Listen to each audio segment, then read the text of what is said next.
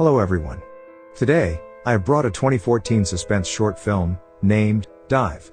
The film begins with a man named George, who's not ready to live his life anymore, and wants to say goodbye to his life. But it turns out that the rope breaks, and the messy room became chaos. After resting for a while, George removed the noose, and he saw his room. It seems that the handle of the room door was missing for some reason. Later, George went to his bathroom, and washed his face. After refreshing, when he looks up and doesn't even notice his own reflection in the mirror. He wipes his face, and when he is about to leave, he realizes something was wrong.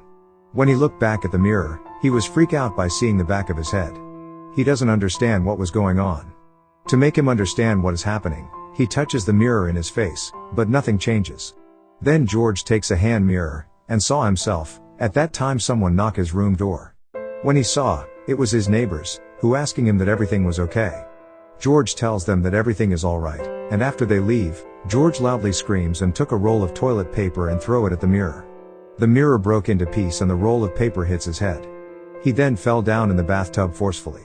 By getting up, George noticed that there is water behind the mirror. He then touches the glass shard in the frame, which simply sinks into the dark abyss beyond the frame. When George tries to remove the frame, he accidentally hits his head in the frame, but it turns out that he actually dived his head into it. He then took a little time, and dived his head into it again, and he sees his own doppelganger who is sinking in the water. Freaks out, and he throws the frame on the floor, and again took the hand mirror, and this time he can't see his back of the head also, which was completely disappeared.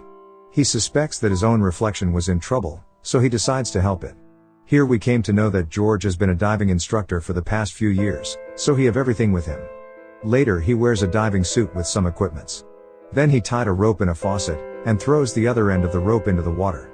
He then slowly descends the rope towards the bottom, but unfortunately the rope breaks. After some time, George dives into the water with the help of rope. He pulls out his doppelganger. But his doppelganger lost his consciousness, so George gives him first aid. Later his reflection regained consciousness, but he immediately attacks George, and they both slide on the wet bathroom tiles, trying to hit each other. Then the doppelganger grabs George and holds his throat, but fortunately with the help of toilet brush, he saved himself from doppelganger. After the fight for a while, George took beer can and offer it to his doppelganger. Later they both sit together, and have their beer and they both apologize to each other and sink. Afterwards, the doppelganger gave George the handle of that closed door, and George opened door with the help of the handle. And now it turns out, that it was the bedroom that he couldn't enter after his wife's death. On the bed there was the hangers, and one green dress that George has never been able to throw away. He then kneels down, and inhales its scent, and weeps bitterly.